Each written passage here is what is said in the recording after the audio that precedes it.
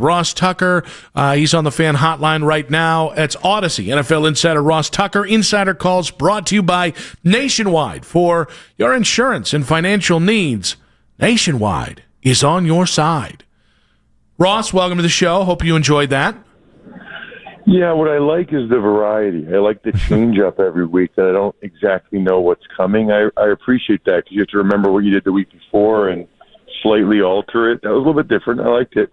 I'm here to be thoughtful about you. I know you got the Steelers and Bengals radio call tomorrow night, so I did actually want to start this with the AFC North landscape. Ross, do you think the Bengals have a better chance to get right and challenge the Steelers for this division, or do you think it's the Ravens who've got the better chance? Definitely Ravens. I don't think that the Bengals have much of a chance. I do think that they have a chance tomorrow night. I'm actually at the airport on my way to Cincinnati, so if you hear the crazy annoying loudspeaker, that's why. But I thought it was funny and maybe a little bit amusing that Mike Tomlin is so frustrated at Andrew Berry. I don't know why Mike Tomlin thinks that Andrew Berry should care about the Steelers and them trying to win games. Andrew Berry's trying to do what's best for the Browns, and what was best for the Browns, he felt like, was getting anything for Flacco at this point. Tomlin is maybe rightfully frustrated because Flacco gives him a better chance to win the game tomorrow night than Browning would. I mean, Flacco's not going to mess around. He throws it to Chase and Higgins, gives those guys a chance. So Tomlin, he's frustrated with Andrew Berry making his job more difficult, I guess. But ultimately, I still have a tough time seeing the Bengals being in that 9-11 win range that I think it's going to take, and I think that is exactly where the Ravens will end up. I know they're 1-5, but when they get Lamar back after the bye, I think they'll get a boost. I think they'll go for a run, and then the next thing you know, they'll finish somewhere between 9 and 11 wins, just like the Steelers. So I think it'll come down to the end, really, for those teams to see who ends up winning the division. So I'm interested in your takeaway with Tomlin mentioning Andrew Berry, because it's just so out of character with Tomlin there. Was it more, some people are surmising that it was more about him sticking up for Kevin Stefanski. It felt like you're reading it more as he just doesn't want to play Joe Flacco. That's correct. I don't know how he's sticking up for Kevin Stefanski when Kevin Stefanski benched Joe Flacco. You know, if Joe Flacco was the starting quarterback for the Browns, then I think that's a stronger argument. But Flacco's been benched, and I think he's just very frustrated that Flacco makes the Bengals more competitive, more formidable, and the Steelers have to play them twice. He's annoyed. He wanted to win those two games. He wants to get double-digit wins. He wants to win the division, and now he knows short week he's got to go against Flacco, who has made $200 million. He's 40 years old, and he doesn't care about anything. He'll just throw the ball up to Higgins and Chase, and he's going to give the Bengals a puncher's chance in any game they play. So I think Tomlin's very frustrated. I thought it was, like I said, amusing that he said that, but ultimately the Browns are going to make every tiny move they can, no matter how small or big, to get better, in particular for next year. With all this being said, obviously they're 1-5. We knew they had a tough 6-game stretch to start the season, and yet they're way more undisciplined and maybe under-talented than we thought. It feels really bad here in Cleveland with boots on the ground. You're a little more removed, not having to live in it every single day. How bad do you think things really are for the Browns? I don't think that bad. And listen, I'm not a Browns fan. I don't live in Cleveland. I don't watch every snap they take while it's happening live. I get all that. And if I were a Browns fan, I'd be super frustrated too. You know, but, I mean, welcome to the club. What do you think Ravens fans are thinking right now? They're the Baltimore Ravens. They're like Super Bowl favorites. They're 1-5. The Miami Dolphins, they thought they had playoff hopes. I mean, no offense to Browns fans listening, but out of the teams that are 1-5, the Browns are pretty far down the list in terms of preseason expectations for what they would do this year. They probably could have, would have, should have won another game, whether it was the Cincinnati game or the Minnesota game, but they also could have very easily lost the Green Bay game. I told you guys this week, I kind of feel like the Browns are about where I thought they'd be. Now, they have some real opportunity coming up this month. You got the Jets, you've got the Dolphins, you've got a bye. They could very easily win a couple games this month. I don't know if you guys want them to win those games or not, but they very easily could. I think what we know is that Dillon Gabriel looks like he belongs. I'm not sure that means as a long-term starting franchise quarterback in the NFL, but at least he looks like he belongs at a minimum. To me, he looks like he could be a career backup that is a pretty solid player in that role. Maybe he'll be more than that. And then I still see, Fannin catching balls and Schlesinger making a bunch of tackles. And, I think I think the thing that would make me the most concerning, perhaps if I'm a Browns fan, is that I don't know that the draft class for quarterbacks is as good as you thought it was going to be. I think we all know that they, kind of took a couple lottery tickets on Gabriel and Shedeur, and I suspect Shedeur will play at some point with the idea of having the extra first-round pick to get the guy next year. The question, I guess, now is, I don't know, I'd be curious to hear who Browns fans want is, like, who is that guy? Who is the guy that they want to be the guy right now that the Browns would take in the top 10 next year? Oh, yeah, no, it's too hard to say right now because it's changed so much. Like, we do our quarterback Deadpool where we all drafted quarterbacks, and Dante Moore right now seems like he's the leader in the clubhouse for a lot of people. That was a waiver wire pickup in our quarterback Deadpool. Like, that wasn't because it's. Don't forget Fernando Mendoza. And Mendoza as well. But it's all changed so quick. Like the Klubnik, Nussmeier, Aller, those names and Arch Manning, those names we initially talked about aren't the names that are being talked about right now, Ross, as you know. Yeah, that would be disheartening. And that's the other thing. If you think about it, now you can almost compare those guys to Jackson Dart, who's done some really positive things. And so you had a guy that a lot of people thought was a second-round pick. The Giants traded up to take him in the first round, and I don't think anybody thought the Browns should take him, with the 5th overall pick or whatever they had. Certainly not the 2nd overall pick. And now Dart's looking like, he's got something to him. I've been pretty impressed with him. Now, I don't think he has a great chance to make it through the year. He plays like a kamikaze. It's hilarious to watch. I love it. I love watching him, but I'd be surprised. I would call an upset at this point that Dart plays in every game this year. Did you guys see last Thursday night? Oh, yeah. Where he's about to go out of bounds, and instead he launches his head like a missile at Jahad Campbell, the Eagles linebacker. Like, he's an idiot. I love idiots like that for watch, but he's an idiot. They found a quarterback that has the same mentality as their running back, and both guys are going to have a lot of fun, but it might only last about 5 years. Odyssey NFL insider Ross Tucker on the Fan Hotline here. Insider Calls brought to you by Nationwide for your insurance and financial needs. Nationwide is on your side. Sorry, I bailed on that. Nationwide is on your side. I tried, Ross. I couldn't do it. When should Shedeur start? That's really hard to say, not being there, because I really don't know what progress he's made from, earlier in the season to now. I don't know. I want to see Gabriel for a while more, I think. Watching his first 2 starts, I don't think he's the reason why they lost those games.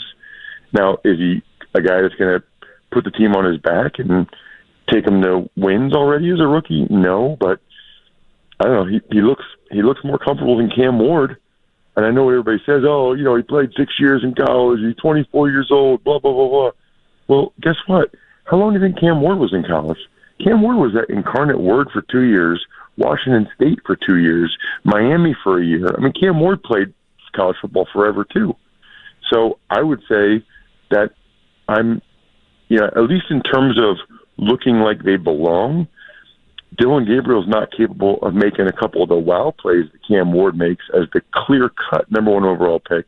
But overall, I would argue Dillon Gabriel's given the Browns a better chance to win a lot of these games than Cam Ward's given the Titans with the mistakes. Cam Ward fumbles 2 or 3 times a game and throws a bad pick, and he does not look like he's nearly as comfortable as Gabriel. So I definitely want to give Gabriel at least this month, at least these 3 games against the Dolphins, the Patriots, and the Jets, including the bye. let's see where they are after that. Let's see where he is after that. Between Mike McDaniel and Kevin Stefanski this weekend, which coach needs to win more? Mike McDaniel. Yeah, I mean, I still think it would be an upset if Mike McDaniel's back with the Dolphins next year, because this is a 1-5 team that has all kinds of, listen, people talk, okay? I knew for the last couple of years that the guys kind of were doing what they wanted to do there, not showing up for meetings, late to practice, things like that. Then it came out this offseason. He tried to crack down and be more disciplined. You can't do that. You can't put the toothpaste back in the tube. And then Tua says this week that players aren't even coming to his, player-led meetings, which, by the way, why would you say that publicly? You're basically calling yourself out and saying that the guys don't respect you enough to come to the meetings that you're calling. That was like a ultimate self-own by Tua. I didn't understand that at all. But the Dolphins, they've spent way too much money. They have way too much invested to be as bad as they are. I mean, they have a $50 million quarterback. The Browns, I guess, technically do, but I don't even know where he lives, in Deshaun Watson or where he's rehabbing. But the point is the Dolphins, if they don't get things turned around significantly, McDaniel's gone. I still would guess that Stefanski's back next year, but I do think how the rest of the season goes matters. If I've learned anything from my time in the NFL, it's two things. How you finish makes a big difference because it's the last thing that the owner sees, and also fan sentiment. It sounds like you guys or a lot of people in Cleveland are turning on him. I don't agree, but I'm not the one that comes up with that. You guys know I live in central Pennsylvania. I mean, I feel like some of these Penn State fans forget what it was like before Franklin. It was a lot of 7, 8 win seasons for a while there. They had the whole scandal. Since Franklin's been there, they've clearly been a top 10 program. I mean, like the last 10 years, by any metric, any measure, they've been top 10. Now, they haven't been top 5. They haven't been Georgia or Alabama or Ohio State or Clemson, and he hasn't been able to beat Ohio State. We all know that.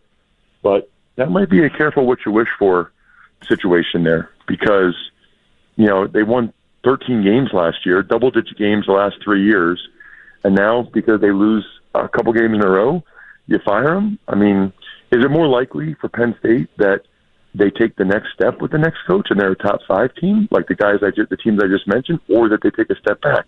It's probably more likely they take a step back.